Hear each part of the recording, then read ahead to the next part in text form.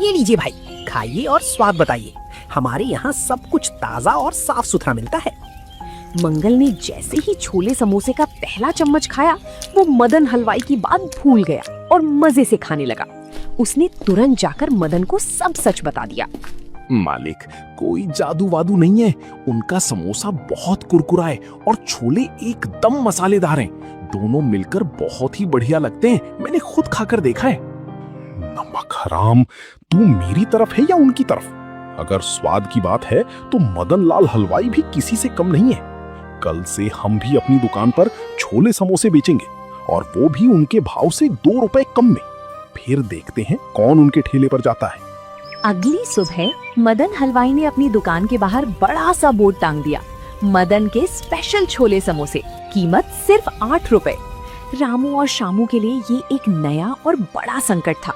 मदन की दुकान पक्की थी, बैठने की अच्छी व्यवस्था थी और दाम भी 2 रुपए कम थे।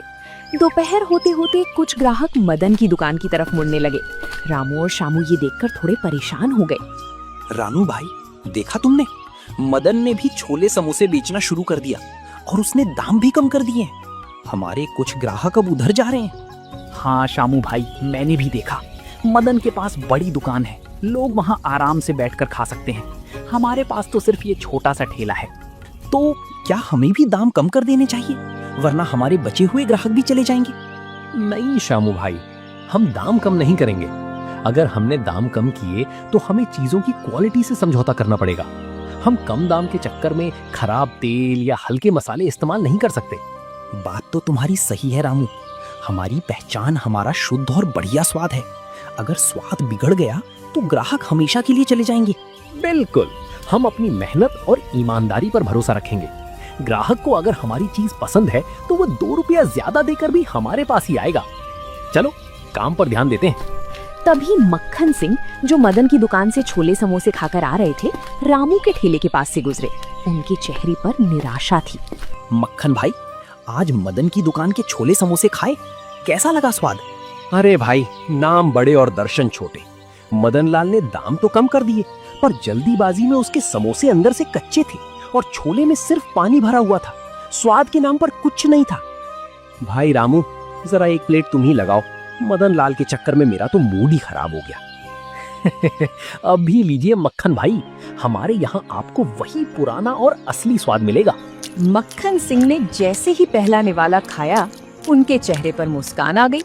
ये देखकर रामू और शामू को समझ आ गया कि नकल तो की जा सकती है, लेकिन ईमानदारी और हुनर की बराबरी नहीं की जा सकती। मदन हलवाई की कम दाम वाली तरकीब पूरी तरह फेल हो चुकी थी। लोग 2 रुपए बचाने के चक्कर में खराब स्वाद नहीं खाना चाहते थे। मदन की दुकान पर छोले समोसे की कढ़ाई वैसी की वैसी भरी रही, जबकि रामू और शामू के ठेले पर शाम को पैर रखने की जगह नहीं थी। मदन अपनी दुकान के काउंटर पर खड़ा ये सब देख रहा था। मैंने दाम भी कम किए, बैठने की जगह भी दी, फिर भी लोग इन लड़कों के पास ही जा रहे हैं। आखिर मेरी कमी कहाँ रह गई? तभी मुखिया जी मदन की दुकान के पास आए। उन्होंने मदन के उदास चेहरे को देखा और समझ गए कि बात क्या है। क्या बात है मदन लाल भाई, आज बड़े मायूस बैठे हो। दुकान पर ग्राहक भी नहीं दिख रहे। क्या बताऊं मुखिया जी, मैंने उन लड़कों को टक्कर देने के लिए कम दाम में छोले समोसे बेचना शुरू किया, पर कोई मेरी दुकान पर आ ही नहीं रहा। सब उसी ठेले पर जा रहे हैं। मदन लाल, धंधा सिर्फ दूसरों को नीचे गिराने या नकल करने से नहीं चलता। धंधा चलता है ईमानदारी और लगन से।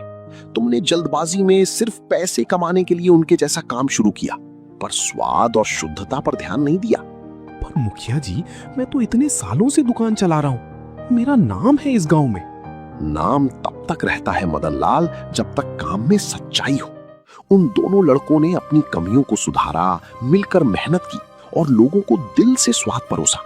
अगर तुम्हें भी अपना नाम बचाना है तो उनसे नफरत करने के बजाय उनकी मेहनत का सम्मान करना सीखो। मुखिया जी की बातें सीधे मदन के दिल पर लगी। उसे अपनी गलती का एहसास होने लगा था। उसने अपनी कढ़ाई की तरफ देखा और फिर सामने मुस्कुराते हुए ग्राहकों को खाना खिलाते रामू शामू को देखा। उसका घमंड अब टूट चुका था। अगली सुबह चौराहे पर एक अजीब नजारा देखने को मिला। मदन हलवाई अपनी दुकान से बाहर निकलकर सीधे रामू और शामू के ठेले की तरफ बढ़ रहा था। रामू और शामू मदन को अपनी तरफ आते देख थोड़ी सहम गए कि कहीं कोई नया बखेड़ा ना खड़ा हो जाए। मदन भैया, राम राम। आज सुबह सुबह आप हमारे ठेले पर, कोई गलती हो गई क्या हमसे? नहीं रामू भाई, गलती तुम दोनों ने नहीं बल्कि मैंने की थी। मैं अपने घमंड में अंधा हो गया था। तुम दोनों की कामयाबी देखकर मैं जलने लगा था और तुम्हारी नकल करने की कोशिश की। मुझे माफ कर दो। अरे मदन भैया, आप तो हमसे बड़े हैं, ऐसा मत कहिए। आप तो इस गांव के सबसे पुराने हलवाई हैं। पुराना हूं पर समझदार नहीं था। तुम दोनों की जोड़ी और तुम्हारी ईमानदारी ने मुझे बहुत बड़ी सीख दी है। मैं यहाँ एक प्रस्ताव लेकर आया हूँ। तुम दोनों इस छोटे से ठेले पर धूप धूल में काम करते हो, क्यों ना तुम दोनों मेरे साथ मेरी पक्की दुकान में शामिल हो जाओ। आपकी दुकान में? पर भैया, हम तो छोटे दुकानदार हैं। अब कोई छोटा बड़ा नहीं है। दुकान मेरी होगी पर छोले समोसे बनाने का हुनर तुम्हारा होगा। हम तीनों मिलकर काम करेंगे और मुनाफा आपस में बराबर बांटेंगे। बताओ, मंजूर है? रामू और शामू ने एक दूसरे की तरफ देखा। उनकी आंखों में खुशी और सम्मान की चमक थी। दोनों ने मुस्कुराते हुए हाँ में सिर हिला दिया। भाई वाह, ये हुई ना बात। अब हमारे जबलपुर गांव की इस दुकान के छोले समोसे का स्वाद दूर दूर तक जाएगा। एकता में ही असली शक्ति है। तो दोस्तों, आप लोगों को ये कहानी कैसी लगी कमेंट करके जरूर बताएं और ऐसी कहानियों को देखने के लिए वीडियो को लाइक करें और चैनल को सब्सक्राइब करें।